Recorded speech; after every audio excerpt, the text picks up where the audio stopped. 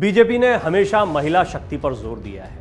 महिला वोटर्स को भी बीजेपी ने अपनी तरफ आकर्षित करने के बहुत प्रयास किए हैं। बीजेपी की अपनी महिला शक्ति भी है, यानी बीजेपी की वो महिला नेत्रियां जो पार्टी की पहचान भी बनी, पार्टी की ताकत भी बनी। लेकिन इन्हीं में से कुछ बड़े चेहरे यानी बीजेपी की अपनी महिला शक्ति 2024 के लोकसभा चुनाव में भारतीय जनता पार्टी के लिए कड़ी चुनौतियां भी पेश करने जा रही है। अपनों के साथ साथ बीजेपी को विपक्ष से तो कड़ी चुनौती मिल ही रही है, लेकिन ये जो अपने हैं इनमें वसुंधरा राजे सिंधिया, उमा भारती और मेनका गांधी की नाराजगी या इनसे जो दूरियां हैं वो भाजपा को क्या चुनाव में भारी पड़ सकती हैं। क्यों इन चेहरों की दूरियां बीजेपी के साथ में हुई। बीजेपी नारी शक्ति की, नारी सम्मान की हमेशा बात करती रही, हमेशा पैरोकार रही। प्रधानमंत्री नरेंद्र मोदी ने भी महिला सम्मान को लेकर काफ़ी बातें कही हैं, काफ़ी योजनाएं भी बनाई गई हैं और बीजेपी ने अपनी पहचान इस दृष्टिकोण से बनाने की कोशिश की। तमाम राजनीतिक दलों को पता है कि आगामी चुनाव में महिला शक्ति कितनी महत्वपूर्ण है। सभी राजनीतिक दल इस ओर प्रयास करते हैं। कांग्रेस की बात करें तो प्रियंका गांधी लड़की हूँ लड़ सकती हूँ का नारा लेकर उत्तर प्रदेश में उतरती हैं। और फिर अगर महिला शक्ति की बात की जाए तो मायावती, ममता बनर्जी ऐसे चेहरों को नहीं भूलना चाहिए कांग्रेस के लिए। बेशक सोनिया गांधी जो है वो अब उतनी एक्टिव पॉलिटिक्स में नहीं है, लेकिन प्रियंका जो है वो अब धीरे धीरे एक्टिव पॉलिटिक्स में ज़्यादा सक्रिय होती दिखाई दे रही हैं। तो कुल मिलाकर महिला शक्ति जो है वो कई जगहों पर देखने को मिलती है। अब अगर बीजेपी में महिला चेहरों की बात की जाए तो ये बहुत दिग्गज चेहरे हैं। उमा भारती जो हैं वो एक समय मध्य प्रदेश की मुख्यमंत्री रहीं, फिर केंद्र में मंत्री रही हैं। वसुंधरा राजे सिंधिया का कद सभी जानते हैं कि राजस्थान की राजनीति में कितना महत्वपूर्ण रहा है। मेनका गांधी केंद्र में मंत्री रहीं, लेकिन दूसरे कार्यकाल में मौका नहीं दिया गया और मेनका गांधी जो है वो लंबे समय से, अटल बिहारी वाजपेयी जी के समय से बीजेपी के साथ में जुड़ी हुई हैं।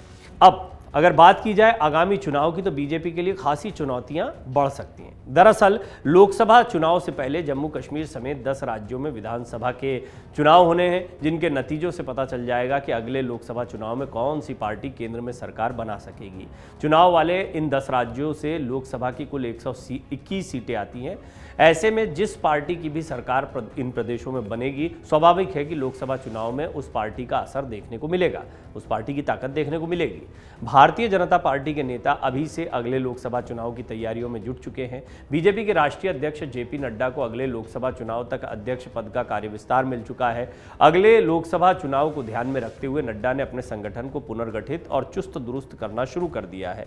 हालांकि जेपी नड्डा खुद अपने गृह प्रदेश हिमाचल प्रदेश में भाजपा की सरकार नहीं बचा सके और वहां पर कांग्रेस को भारी बहुमत के साथ सरकार बनाने का मौका मिल गया।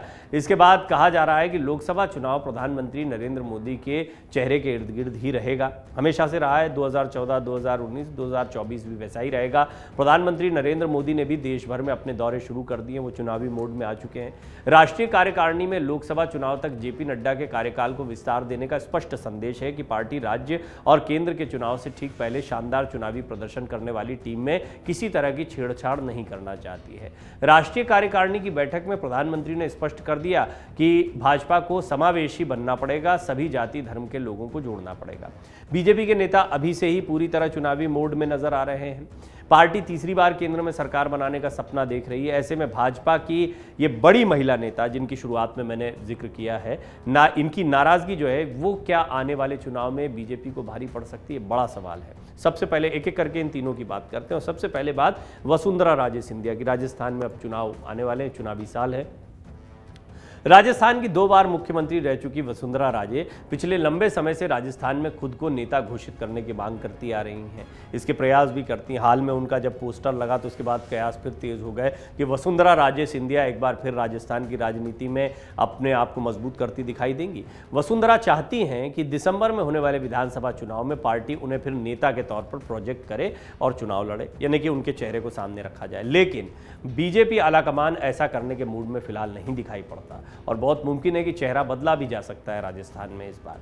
वर्तमान में वसुंधरा राजे भाजपा की राजनीति में हाशिए पर हैं। कहने को तो उन्हें पार्टी का राष्ट्रीय उपाध्यक्ष बनाया गया, लेकिन सक्रिय राजनीति में उनकी कोई भूमिका नजर नहीं आती है, बहुत कम नजर आती है। राजस्थान की राजनीति में वसुंधरा राजे का कद बहुत बड़ा माना जाता है। विशेषकर भाजपा में तो वसुंधरा राजे के कद का कोई दूसरा नेता नहीं है। कहा जाता है कि राजस्थान भाजपा का संगठन पूरी तरह वसुंधरा विरोधी नेताओं से भरा भी पड़ा है।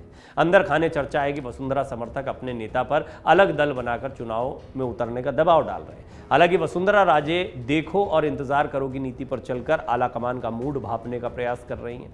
पहला मौका नहीं है कि ऐसे नेताओं को किनारे रखा जाता है और उसके बाद में फिर ये जो मजबूत नेता होते हैं ये अपनी ताकत दिखा देते हैं आला कमान को, और आला कमान को फिर अल्टीमेटली इन्हीं चेहरों के इर्द गिर्द, कम से कम कांग्रेस की तो ये कहानी रही, लेकिन बीजेपी का थोड़ा चुनाव लड़ने का तरीका अलग रहा है। उन्होंने तो कई सिटिंग मुख्यमंत्रियों को हटाया या बहुत बड़े परिवर्तन किए हैं। तो ऐसे में वसुंधरा राजे सिंधिया जो बहुत समय से हाशिए में है, उनका पोस्टर में आना या उनका फिर से एक्टिव होना, उनको थोड़ा भाव दिया जाना, ये इस वजह से भी है कि बहुत सारे उनके समर्थक हैं जिनमें निराशा का कोई माहौल ना हो। यानी चुनाव से पहले तो किसी का चेहरा नहीं रखा जाएगा और प्रधानमंत्री मोदी के चेहरे पर ही चुनाव लड़ा जाएगा, इसकी संभावनाएं ज्यादा लगती हैं।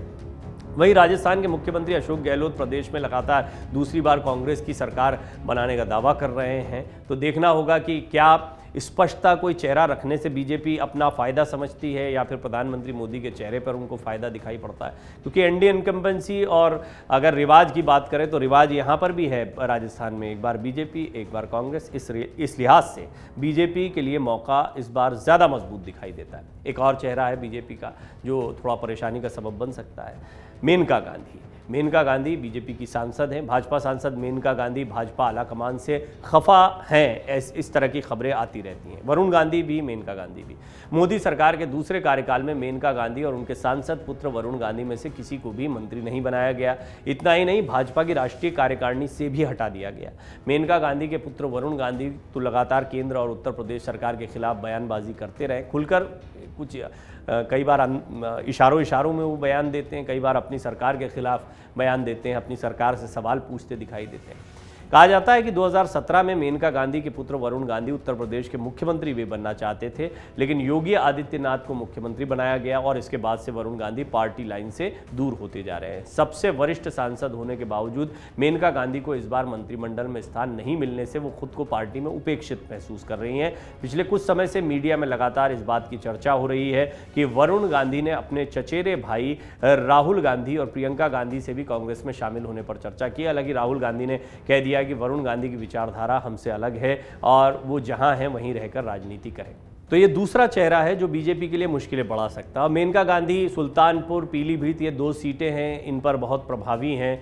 तो अगर इनकी नाराज़गी होती है तो बीजेपी के लिए इन 2 सीटों पर, और उत्तर प्रदेश में कई जगहों पर प्रभाव है, बहुत सारे कार्यकर्ता वरुण गांधी, मेनका गांधी से जुड़े हुए, तो इनकी नाराज़गी का असर उत्तर प्रदेश की सियासत पर पड़ सकता है। इसी तरह अगर वसुंधरा की बात करें तो राजस्थान में आगामी चुनाव में उनकी नाराज़गी का असर पड़ सकता है। अब वो किस स्टेक पर मानती है, उनका चेहरा नहीं रखा जाता है, किसी और के चेहरे को प्रोजेक्ट किया जाता है, या उनकी पसंद के लोगों को टिकट नहीं दिए। तो ऐसी बहुत सारी बातें होती हैं जिनकी वजह से नाराज़गी बहुत स्पष्टता सामने आ सकती है। लेकिन नाराज़गी होगी तो वसुंधरा की वजह से राजस्थान में और उत्तर प्रदेश में मेनका गांधी की वजह से कुछ ना कुछ नुकसान बीजेपी को हो सकता है। अब बात करते हैं एक और चेहरे की, ये नारी शक्ति, ये तो फायर ब्रांड नेता रही हैं, उमा भारती जी। उमा भारती जी जो है वो मध्य प्रदेश में मुख्यमंत्री भी रह चुकी हैं। उमा भारती शिवराज सिंह चौहान सरकार पर लगातार हमलावर हैं। जिस अंदाज में वो शराब का विरोध कर रही हैं, शराबबंदी के बहाने उन्होंने लगातार मुख्यमंत्री शिवराज सिंह चौहान को घेरा है, उससे ऐसा लगता है कि वो अपनी नाराज़गी बहुत खुलकर रख रही हैं। राजनीति में खुद को हाशिए पर डाले जाने से नाराज़ उमा भारती भाजपा आलाकमान से भी नाराज़ बताई जाती हैं। उमा भारती का मानना है कि उन्होंने ही मेहनत कर 10 साल से मध्य प्रदेश में शासन कर रही कांग्रेस की दिग्विजय सिंह सरकार को उखाड़ फेंका था, जिसके बाद उनको मध्य प्रदेश का मुख्यमंत्री तो बनाया गया था, लेकिन एक अदालती फैसले के कारण उनको पद छोड़ना पड़ा था। बाद में उन्हें मुख्यमंत्री बनने का फिर से मौका नहीं दिया। शिवराज सिंह चौहान तभी आए थे। देखिए, आपको मैं बता दूं कि शिवराज सिंह चौहान उस समय केंद्र में हुआ करते थे, सांसद बनकर गए थे, लेकिन एक बार जब उमा जी को हटाया गया, शिवराज जी मुख्य, उसके बाद से फिर शिवराज जी काबिज हैं मध्य प्रदेश की सियासत में बीजेपी के चेहरे के तौर पर। और केंद्र में बेशक उमा भारती जी को लाया गया और उनको कुछ महत्वपूर्ण जिम्मेदारियां भी एक समय पर मिली, नमामि गंगे जैसे बड़े मंत्रालय भी मिले, लेकिन फिर बाद में वो धीरे धीरे हाशिए पर चली गई। उनके बयान जो हैं वो कई बार परेशानी के सबब बनते रहे अपनी पार्टी के लिए। उनके अंदर एक एग्रेशन भी है, उनका जो राजनीति करने का अंदाज़ है, बेबाक अंदाज़ है, वो भी कई बार परेशानी का सबब बनता है। तो ये भी कुछ कारण बताए जाते हैं। उनकी नाराज़गी निश्चित तौर पर मध्य प्रदेश में पहले से ही जो दिक्कत में है शिवराज जी और नेतृत्व को लेकर जो चर्चाएँ चल रही हैं, कई बार ये भी, हालांकि बहुत सारे चेहरे हैं, तो एक नरोत्तम मिश्रा, कैलाश विजयवर्गीय, ज्योतिरादित्य सिंधिया भी अभी एक बड़ा चेहरा है। सबके बीच में उमा भारती क्या चाहती हैं कहना बड़ा मुश्किल है, लेकिन निश्चित तौर पर कहीं ना कहीं वो अपनी नाराज़गी और अपनी ताकत को दिखा रही हैं। अब इसमें जैसा मैंने आपको पहले भी बताया कि टिकट किसको मिलते हैं, आपके पसंदीदा उम्मीदवारों को, आपके साथ में काम करने वाले लोगों को कितने टिकट मिलते हैं, जैसी दावेदारी भी इस तरह की नाराज़गी के साथ में रखी जाती है। सिर्फ ये नहीं कि आप मुख्यमंत्री का चेहरा बना दें या कोई बड़ा पद दे दें। मोदी सरकार के पहले कार्यकाल में उमा भारती जी को केंद्र सरकार में कैबिनेट मंत्री बनाया गया था, लेकिन 2019 के लोकसभा चुनाव में उनका टिकट ही काट दिया गया। इसके बाद से वो लगातार अपने राजनीतिक पुनर्वास का प्रयास कर रही हैं, मगर उन्हें राजनीति में कहीं भी एडजस्ट नहीं किया गया। इससे उमा भारती बहुत नाराज़ नज़र आ रही हैं और अपनी नाराज़गी का खुलकर इजहार भी कर रही हैं। उमा भारती शराबबंदी के लिए आंदोलन करने का ऐलान करने के साथ ही शराब की दुकान पर पत्थर तक फेंक चुकी हैं।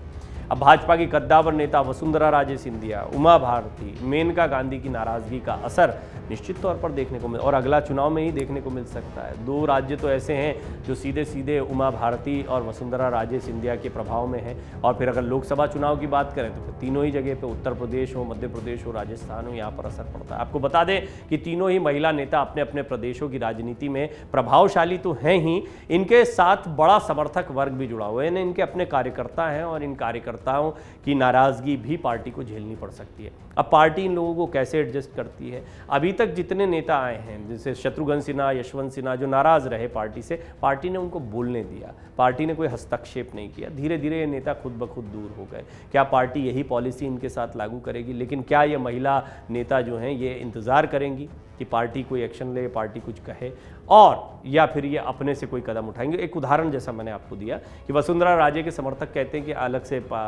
इस तरह की खबरें भी आती हैं कि उनको अलग से पार्टी बनाकर चुनाव लड़ना चाहिए। हालांकि वो जानती हैं कि बीजेपी का चेहरा उसकी अपनी ताकत है। उमा भारती ये प्रयोग पहले कर चुकी हैं, वो अपनी पार्टी भी बनाकर लड़ चुकी हैं। और अगर तीसरी बात की जाए मेनका गांधी की, तो मेनका गांधी को अब भी उम्मीद है कि बीजेपी बहुत मुमकिन है उनको टिकट दे, लेकिन जिस तरह की नाराज़गी वरुण गांधी के साथ देखने को मिल रही है, मेनका गांधी को भी जैसे हाशिए पर किया गया। पीलीभीत और सुल्तानपुर, इन दोनों सीटों का क्या होगा कहना बड़ा मुश्किल है। ऐसे में क्या जो एक कयास लग रहा है कि समाजवादी पार्टी के समर्थन के साथ निर्दलीय के तौर पर अपनी सीट पर ये दोनों लड़ सकते हैं, जैसी बहुत सारी संभावनाएं देखने को मिलती। कुल मिलाकर इन तीनों महिला नेत्रियों की जो नाराज़गी है वो बीजेपी को भारी पड़ सकती है आने वाले चुनाव में। डाउनलोड करें अमर उजाला ऐप और पाएं खबरें लगातार।